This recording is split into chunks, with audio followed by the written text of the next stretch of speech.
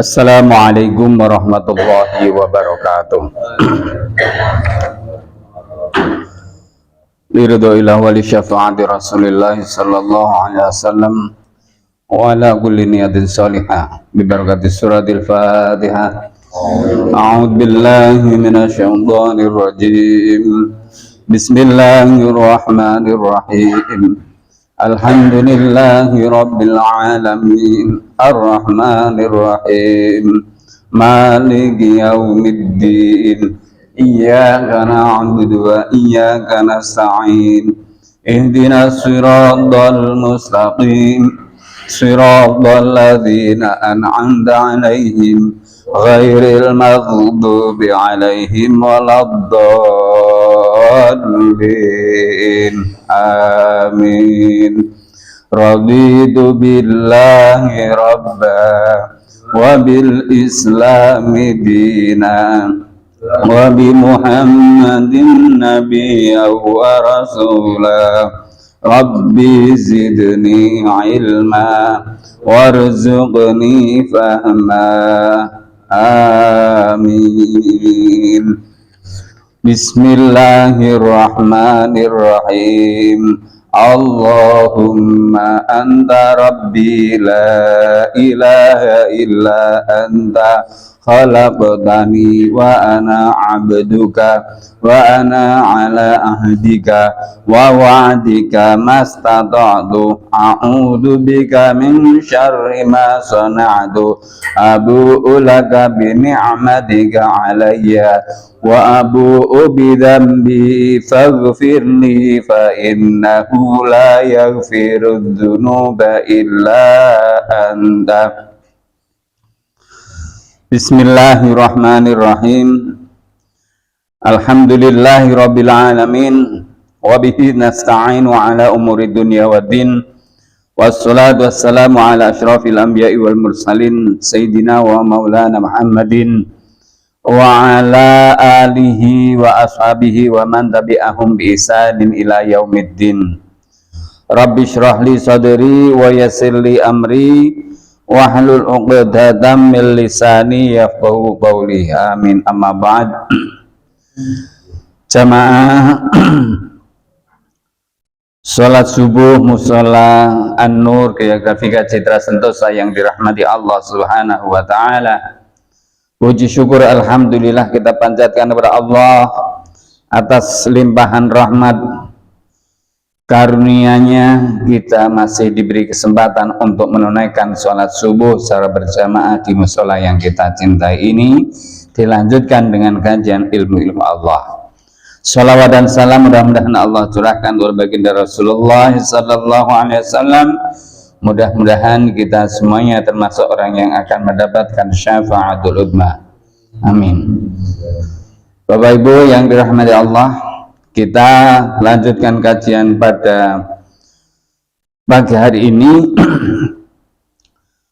mengenai puasa, yaitu orang yang boleh tidak berpuasa. Puasa tapi bahasanya orang yang boleh tidak berpuasa. Yang kedua, kemarin kita sudah membahas tentang musafir, ya, musafir. Yang kedua ini karena pingsan, sakit atau gila. Demikian juga untuk orang yang sakit, bukan karena pingsan atau gila. Kalau yang sakit berupa pingsan atau gila, para ulama berbeda pendapat apakah ia wajib mengqadha puasanya atau tidak. Jadi menurut ulama ahli fikih Amsor, orang yang pingsan wajib mengqadha puasanya, ya, karena pingsan. Para ulama berselisih pendapat tentang orang yang gila. Menurut Imam Malik, orang gila wajib mengqadha puasanya, ya. Ini versi pendapat yang populer dari Imam Malik. Menurut Ibnu Rus, wallahu a'lam, ini berlaku untuk orang gila yang tidak tetap, itu tidak gila permanen. Tetapi menurut versi pendapat Imam Malik yang dikutip oleh Ibnu Al-Qasim, orang gila yang setelah beberapa tahun normal kembali, maka ia harus mengqadha puasanya selama ia gila, bukan mengqadha sholatnya. Jadi umpama orang gila setahun gitu atau berapa tahun kemudian dia sembuh normal, nah ini menurut Imam Malik harus mengqadha puasanya, tapi sholatnya tidak.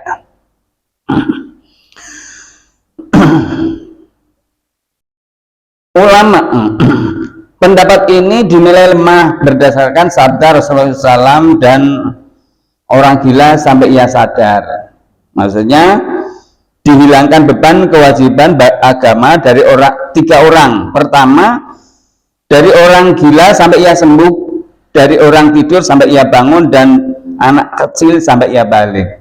Jadi rufi al-qalam ansalasah. Jadi tiga, tidak dibebani kewajiban-kewajiban, yaitu orang gila, orang yang tidur, dan anak kecil.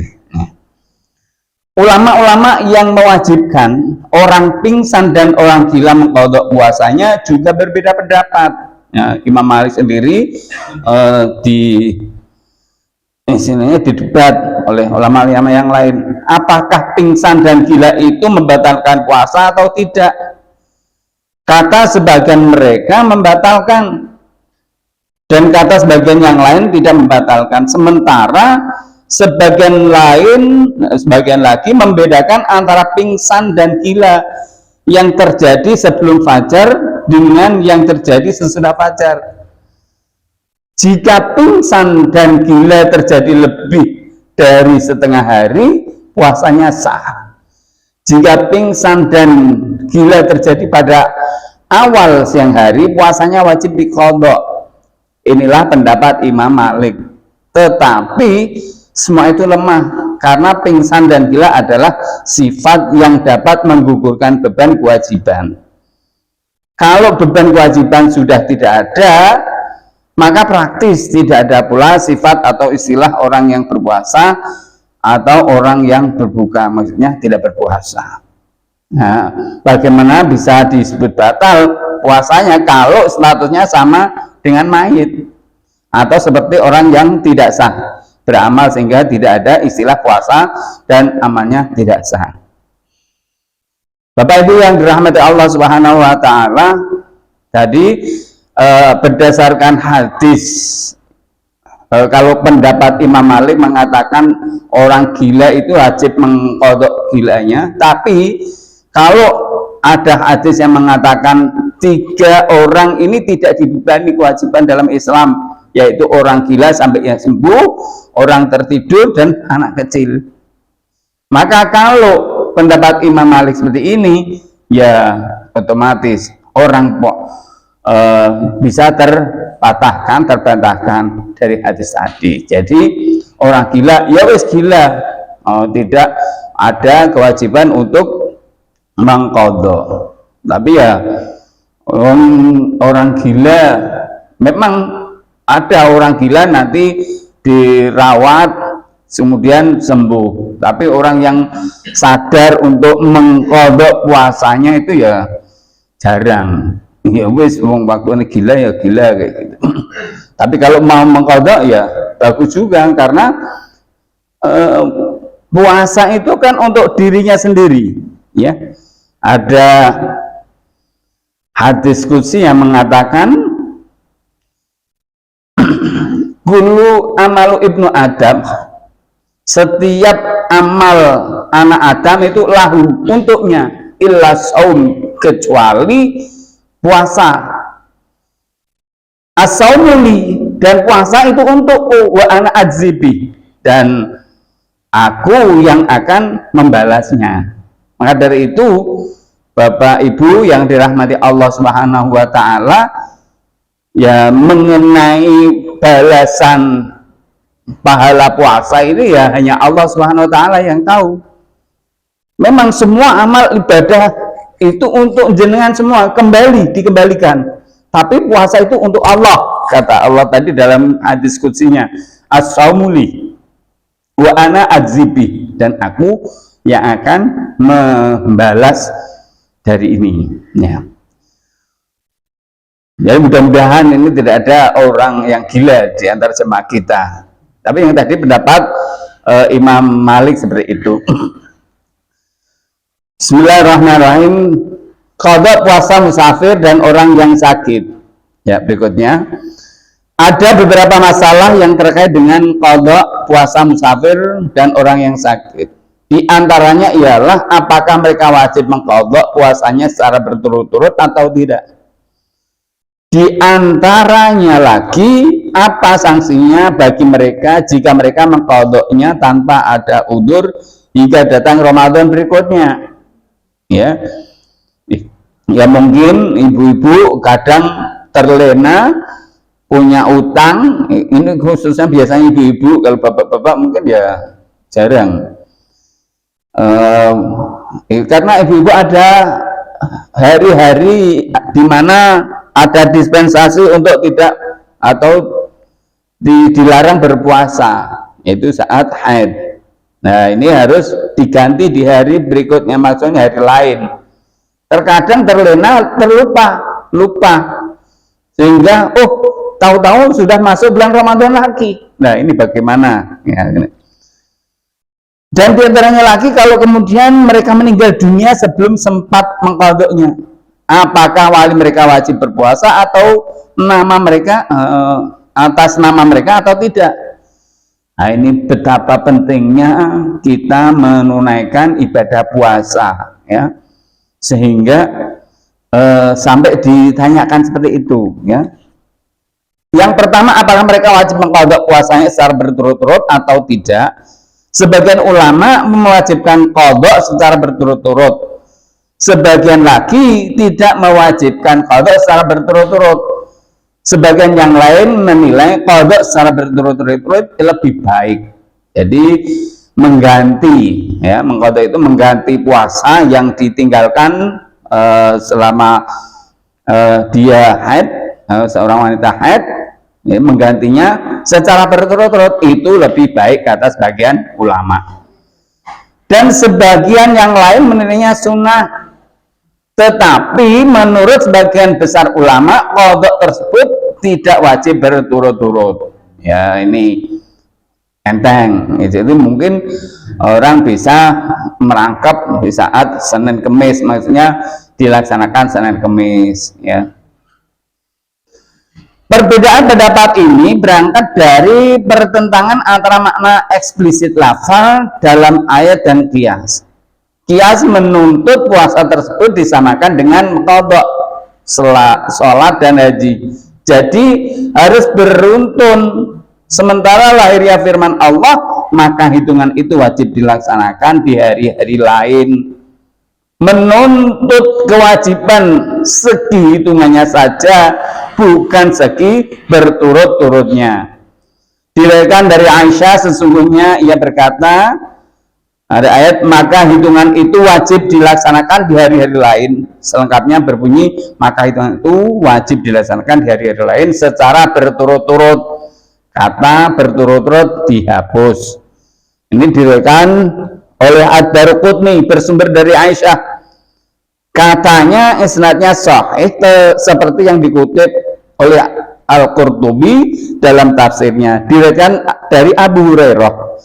Ia bercerita Rasulullah Shallallahu Alaihi Wasallam bersabda, barang siapa menanggung utang puasa Ramadan, hendaklah ia membayarnya secara langsung dan jangan memotong-motongnya. Maksudnya langsung urut gitu. Tetapi di dalam isnadnya terdapat nama Abdurrahman bin Ibrahim, seorang perawi yang dhaif. Nah, ini lemah lagi hadisnya. Menurut pendapat yang dikutip dari Ibnu Abbas tentang mengqada puasa Ramadan, bayarlah sesukamu. Nah, ini boleh selagi sempat. Maksudnya ini mungkin besok prai, 2 hari lagi, kayak gitu. Dan kata Ibnu Umar, bayarlah puasa seperti kamu membatalkannya. Maksudnya ya puasa waktu membatalkan puasa itu berturut-turut, ya dibayarnya juga dengan berturut-turut. Ini kata Ibnu Umar. Diriwayatkan dari Abu Ubaidah bil Al-Jarrah Ibnu Abbas, Abu Hurairah, Mu'adz bin Jabal, Amr bin As, dan Muhammad bin Al-Muqaddar. Ia berkata, aku pernah mendengar Rasulullah Shallallahu Alaihi Wasallam tentang membayar puasa Ramadan secara sepotong-sepotong. Beliau bersabda, itu terserah kamu. Bagaimana pendapatmu jika ada salah seorang dari kalian yang membayar utang secara cicil? Apakah itu tidak disebut membayar? Allah itu mudah mengampuni dan memaafkan. Isnadnya hasan tetapi mursal dan tidak mutasil. Jadi dalam hal ini ada beberapa pendapat. Apakah panjenengan pengen ambil yang aku pengen hati-hati wong saya waktu haid itu ya berturut-turut selama 5 hari umpama, ya saya akan mengganti 5 hari berturut-turut.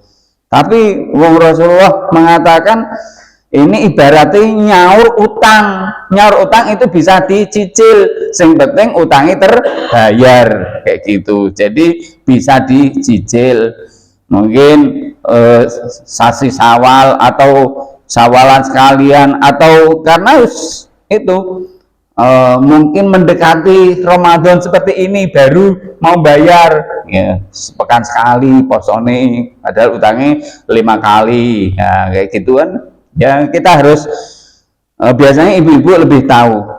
Kalau yang nggak tahu tanya Bu, karena betapa pentingnya mengqadha puasa ini. Meninggalkan puasa ya dosa gitu loh. Maka dari itu ya kita harus hati-hati dalam masalah puasa ini, karena puasa itu pahalanya besar, apalagi dilaksanakan di bulan Ramadan. Puasa Ramadan, amal ibadah kita dilipat gandakan, ya minimal 7 kali, 70 kali, 700 kali, bahkan tak terhingga, ya tak terhingga. Tergantung saat melaksanakan puasa itu apa aktivitasnya, antara orang satu dengan yang lainnya pahalanya berbeda. Mungkin si A puasanya itu ya dia puasa, tapi selama puasa di bulan Ramadan sehari itu dia hanya tiduran. Tapi yang satu lagi dia membaca Quran 1 juz, dia membagi takjil 100, memberi buka orang 100. Wah, itu pahalanya pasti lebih besar daripada yang hanya puasa menahan lapar dan dahaga sambil tiduran di atas kasur seperti itu. Jadi beda-beda, ya. Kemudian apa sanksinya bagi mereka jika mereka mengqadhanya tanpa ada udzur hingga datang Ramadan berikutnya? Ini, jika mengqadha puasa ditangguhkan hingga datang bulan Ramadan berikutnya, menurut sebagian ulama, orang yang bersangkutan selain wajib mengqadha juga membayar kafarat, ya, membayar kafarat. Imam Malik, Imam Syafi'i dan Imam Ahmad cenderung pada pendapat ini. Jadi kalau panjenengan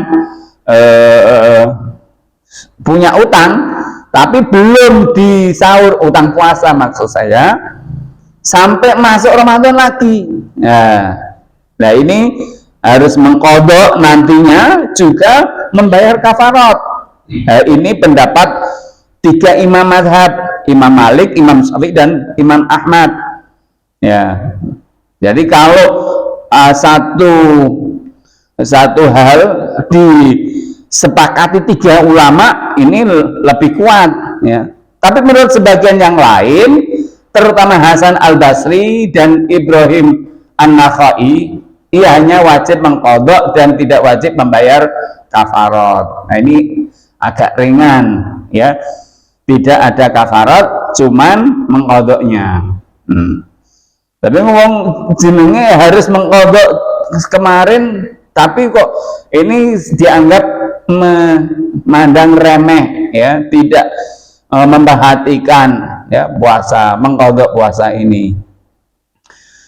Yang menjadi sebab perbedaan pendapat ini ialah apakah kafarat yang satu dengan yang lain itu bisa dikiaskan atau tidak. Ulama-ulama yang menganggap kafarat untuk suatu pelanggaran jenis ibadah tidak bisa dikiaskan dengan kafarat pada pelanggaran jenis ibadah yang lain. Mereka mengatakan bahwa musafir yang belum mengqadha puasanya sampai datang Ramadan berikutnya, ya tidak wajib membayar kafarat. Ini musafir. Ia hanya wajib mengqadha. Dan ulama-ulama yang menganggap bahwa kafarat karena pelanggaran suatu ibadah bisa dikiaskan dengan pelanggaran jenis ibadah lain. Mereka mengatakan bahwa si musafir wajib membayar kafarat selain wajib mengqadha puasanya. Ya membayar kafarat, ya mengqadha puasanya. Hal ini dikiaskan dengan orang yang berbuka dengan sengaja. Keduanya dianggap melecehkan kehormatan puasa. Tetapi ya, qadha ini dilakukan di luar bulan Ramadan, sementara qadha tersebut karena berbuka dengan sengaja di hari yang dilarang makan, alasan dikiaskan karena qadha tersebut dibatasi waktunya berdasarkan nas syariat. Jadi Bapak Ibu, ini sebagai penghormatan puasa Ramadan. Jadi kalau panjenengan tidak ada hal yang alasan udzur atau sudur syar'i kok makan di siang hari. Nah, ini berarti nganggap enteng, ya, nganggap enteng. Pak, aku tuh kalau di Semarang bawah panas ya Pak. Terdelaklah di pinggir jalan itu ada es degan seger. Nah, itu berarti kita tidak tahan terhadap godaan, terhadap ujian. Yang namanya orang puasa ya ujiannya banyak. Lapar melihat makanan itu ujian, haus melihat minuman yang seger itu ujian. Itu namanya ujian. Puasa yaitu kewajiban yang harus dilakukan setiap muslim kecuali ada udzur syar'i yang membolehkan kita tidak berpuasa. Tetapi kalau tidak ada yang sangat mendesak, ya silakan puasa. Jangan sampai karena urusan, oh saya kan musafir Pak, musafir kemana? Ke pasar Johar, ya itu belum dianggap sebagai musafir.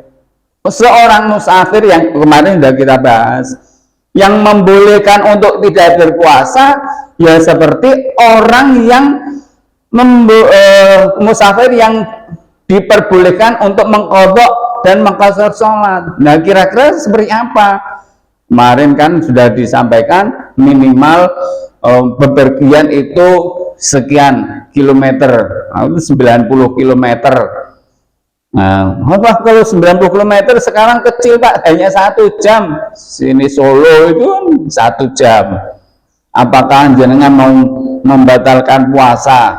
Ya kan, eman-eman kayak gitu. Kalau memang bisa dipertahankan untuk melakukan puasa, ya puasa saja, tidak perlu membatalkan puasa.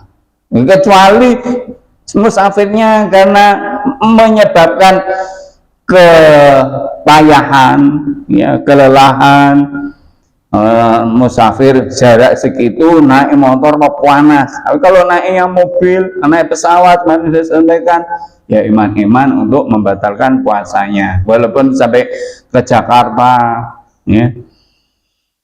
Apalagi naik kereta, naik apa, pesawat, enak-enak. Jadi tidak perlu membatalkan puasa. Lalu Pak, saya ini memanfaatkan kata Rasulullah itu kan ada kemurahan, rukhsah untuk orang musafir. Kalau kita tidak memanfaatkan, maka yang memberi kemurahan akan marah.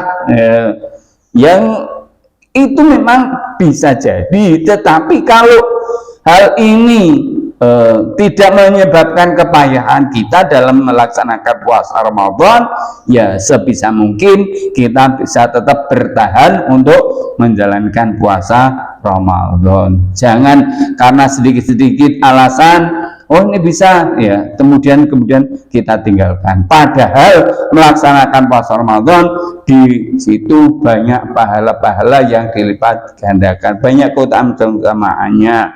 Jangan sampai kita membatalkan, kemudian kita di luar Ramadan yang harusnya mengqadha, kita melalui lupa sampai Ramadan yang akan datang masuk lagi, ya kayak gitu kan iman-iman. Nah, moga ini masih ada kesempatan, mungkin bapak-bapak atau ibu-ibu yang tahun lalu masih ada punya hutang puasa, ini ada kesempatan, silahkan segera dilaksanakan mumpung masih ada waktu sebelum masuk Ramadan tahun ini. Bismillahirrahmanirrahim. Berikutnya, kalau kemudian mereka meninggal dunia sebelum sempat mengqadhanya, apakah wali wajib berpuasa atas nama mereka atau tidak?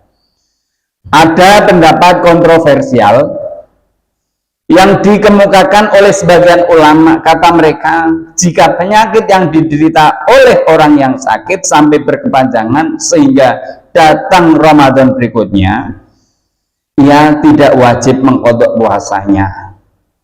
Ia ini menyalahi nas, ya. Tetapi kalau misalnya ia meninggal dunia dan masih berkewajiban mengqadha puasanya, menurut sebagian ulama, seorang tidak bisa menanggung puasa orang lain. Menurut sebagian ulama yang lain, walinya yang wajib berpuasa atas namanya. Para ulama yang tidak mewajibkan puasa mengatakan walinya wajib membayar puasa yang ditinggalkannya dengan takaran atau mud. Ya, ini tidak harus puasa, ya, dengan kafarat. Imam Syafi'i cenderung pada pendapat ini, ya. Pendapatnya secara detail, pendapat Imam Syafi'i ialah jika seseorang meninggal dunia dan punya tanggungan puasa Ramadan, ada dua masalah.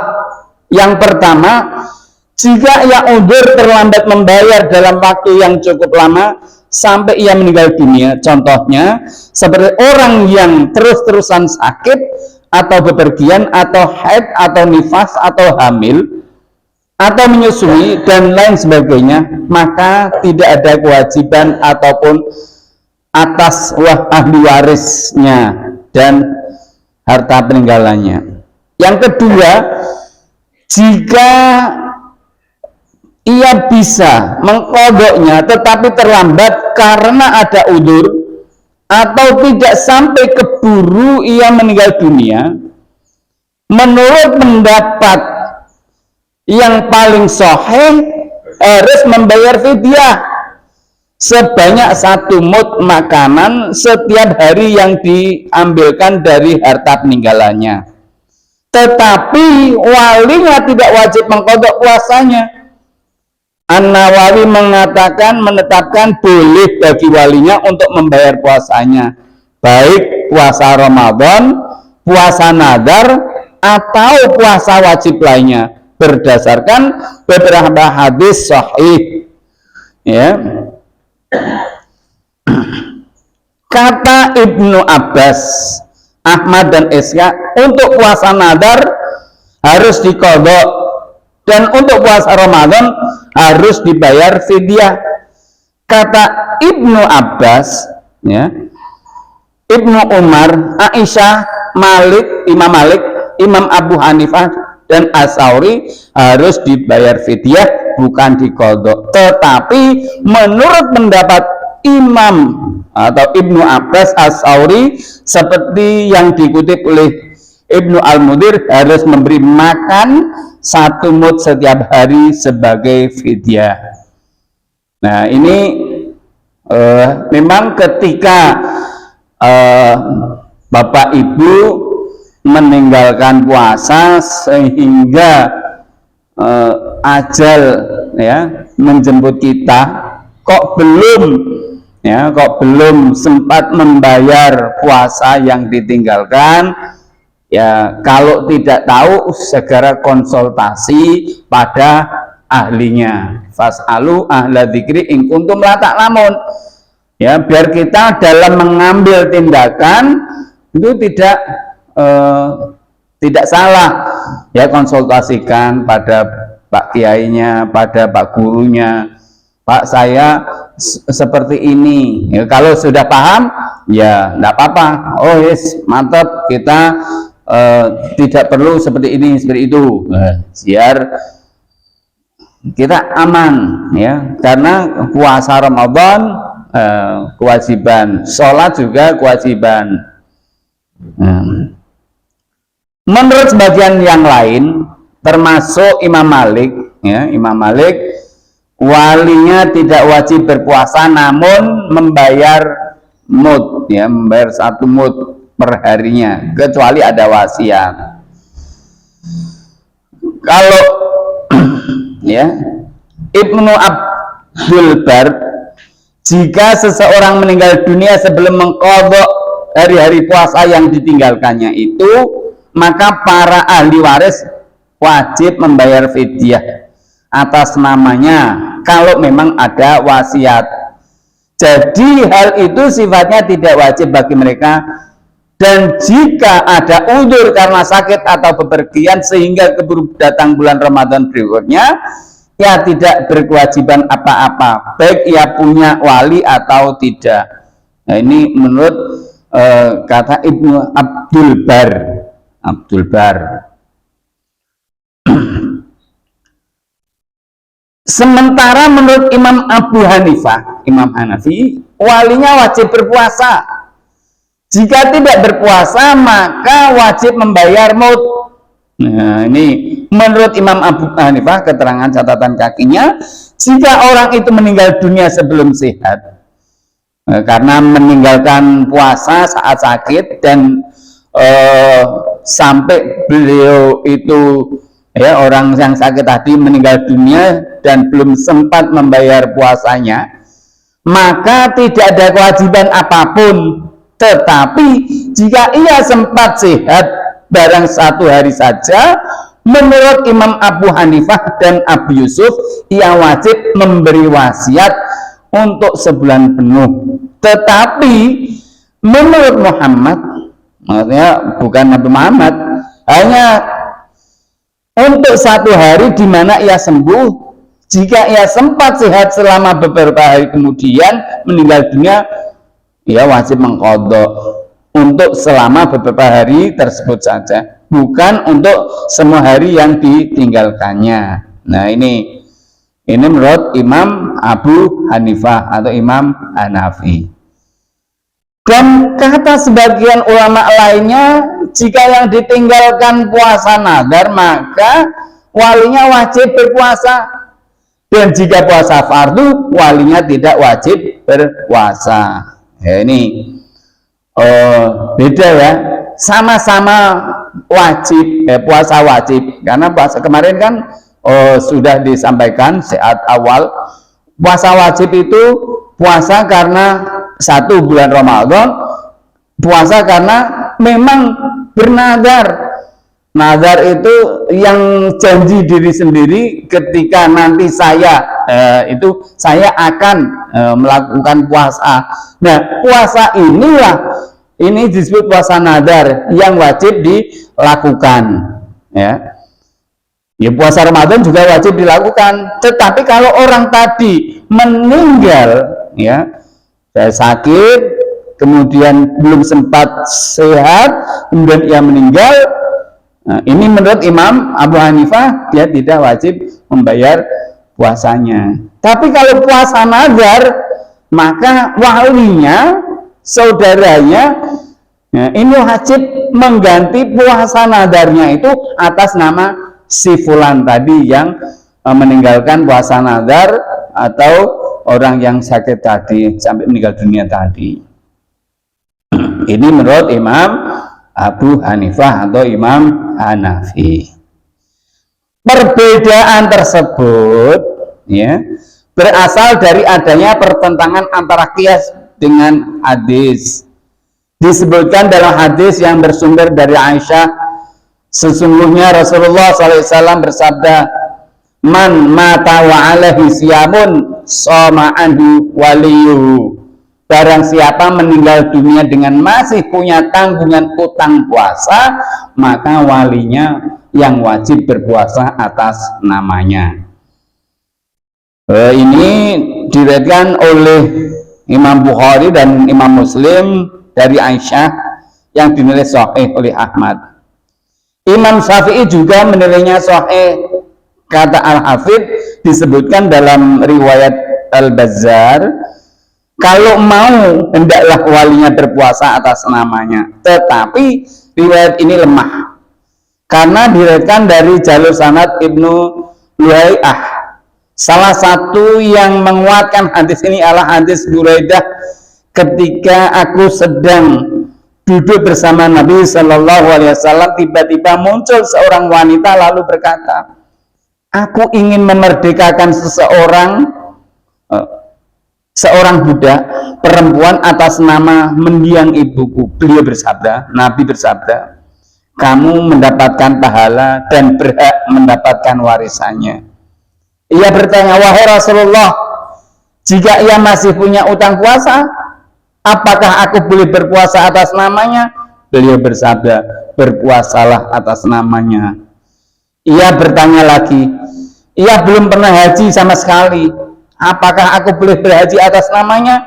Nabi menjawab, berhajilah atas namanya. Kata Al-Hafidh diriwayatkan oleh An-Nasai dalam Al-Kubra dengan isnad yang sahih dari Ibnu Abbas, ia berkata, sesungguhnya tidak bisa mensolati atas nama siapapun dan juga tidak bisa berpuasa atas nama siapapun.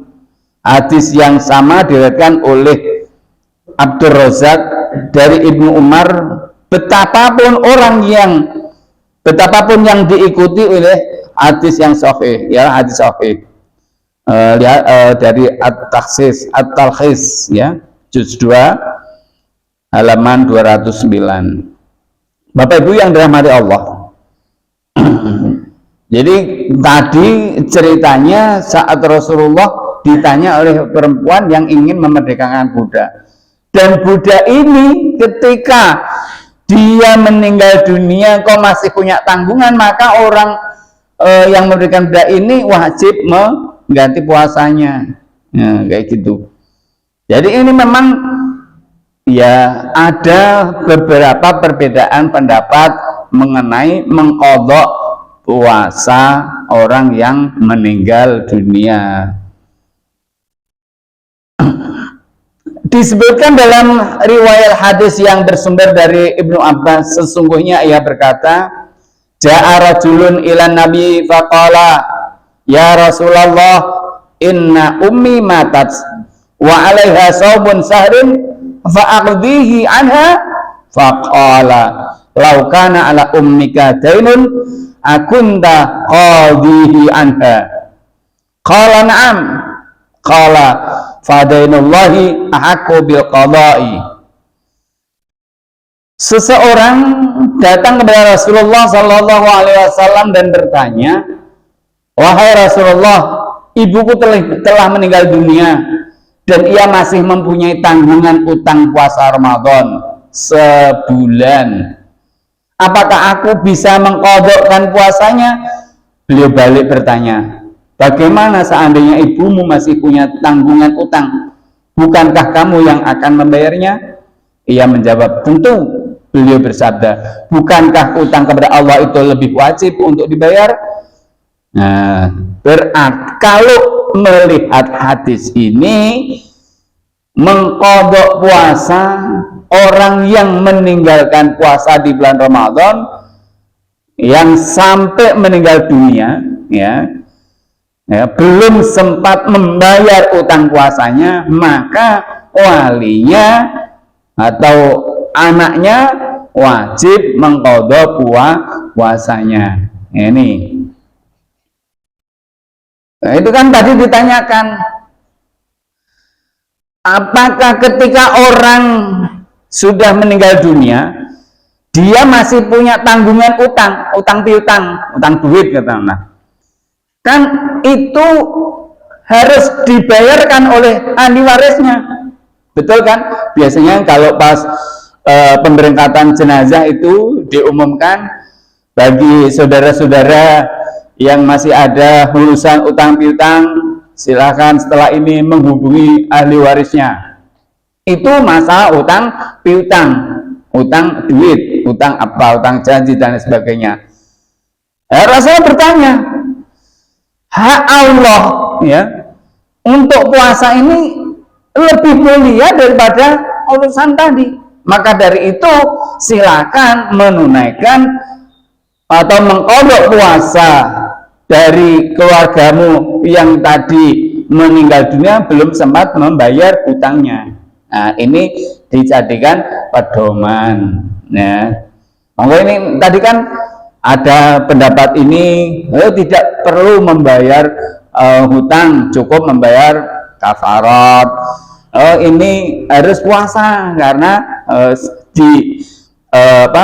dikiaskan kalau punya utang dunia aja harus dibayar, apalagi utang puasa, ini urusan Allah. Nah, ini ulama-ulama yang menganggap hadis ini bertentangan dengan hukum asal, seperti seseorang tidak bisa mewakili sholat orang yang lain, tidak bisa berwudu mewakili orang yang lain, maka mereka mengatakan bahwa si wali tidak berkewajiban mewakili puasanya. Nah, ini juga ada ditentang lagi ya, karena hukum asalnya wong sholat kira iso makili sholat wong liya, wudune wong ora iso makili wudune wong liya, maka ya orang itu tidak bisa mewakili puasanya orang lain.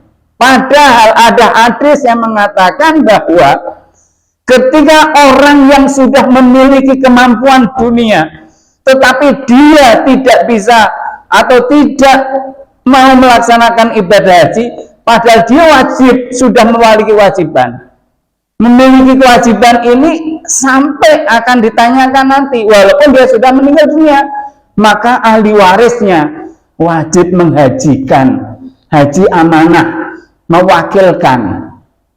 Ini ada hadisnya. Maka dari itu Bapak Ibu yang merasa sudah diberi kemampuan oleh Allah untuk menunaikan rukun Islam yang kelima itu, ya segera. Kalau sekarang, wah Pak keburu meninggal, ya itu urusan nanti. Ya. Yang jelas ada itu. Ya, kalau sudah diberi kemampuan untuk menunaikan ibadah haji, tapi dia tidak menunaikan ibadah haji sampai meninggal dunia, maka dia akan diminta pertanggungjawaban. Ketika ada anaknya yang mengerti, maka dia akan membatalkan hajinya orang tua tadi. Ya bayar. Kalau bayar dari sini mahal, karena membatalkan haji itu boleh dibatalkan oleh orang yang sudah haji. Ya, kalau membiayai dari sini mahal, sekarang 49.500.000. Nah, kalau bayar di sana murah, mungkin 2 juta, 3 juta, 5 juta sudah cukup. Maka anaknya berangkat haji, di sana nyari orang badal untuk menggantikan haji amanah ini. Nah, itu lebih ringan. Jadi Bapak Ibu yang sudah diberi kesempatan, diberi kemampuan, segera ya. Jangan menunda-nunda.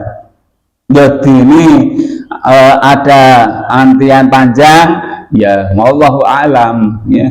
Ya wallahu alam. Karena kita sudah istilahnya sudah mendaftarkan dulu lah. Nah, kayak gitu.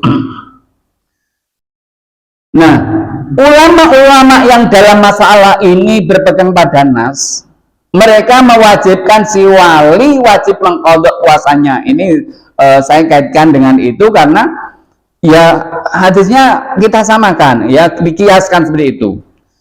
Ulama-ulama yang tidak menggunakan hadis tersebut, mereka mewajibkan si wali hanya mengqadha pada puasa nadarnya saja. Dan ulama-ulama yang menyamakan hal itu dengan puasa Ramadan, mereka mewajibkan si wali hanya menanggung puasa Ramadan saja. Ulama-ulama yang mewajibkan memberi mut, mereka berpegang pada firman Allah surat Al-Baqarah ayat 184. Dan mereka, artinya dan orang-orang yang tidak kuat menjalankan wajib membayar fidyah, ya. Dan ulama-ulama yang menganggap bisa memilih dalam masalah ini, mereka mengkompromikan antara hadis dan ayat. Itulah ketentuan-ketentuan hukum tentang musafir dan orang yang sakit. Mereka adalah termasuk orang-orang yang boleh berbuka dan boleh berpuasa. Bapak Ibu yang dirahmati Allah, ini ada gambaran-gambaran ketika nanti, oh iya saya tidak memiliki kemampuan untuk berpuasa, maksudnya tadi karena sakit sama ini ada, ya, saya ilmunya. Ini mumpung kita sebentar lagi akan memasuki puasa Ramadan. Demikian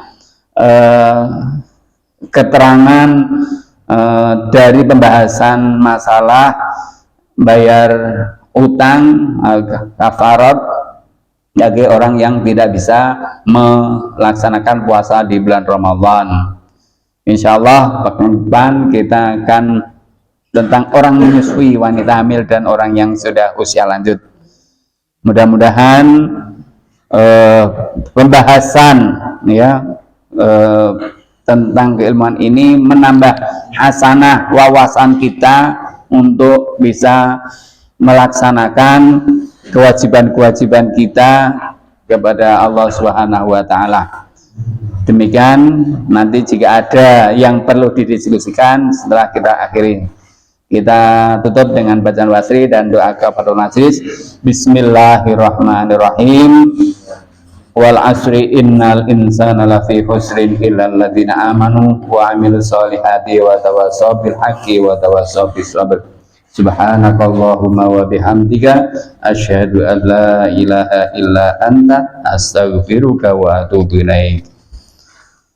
Demikian, assalamualaikum warahmatullahi wabarakatuh.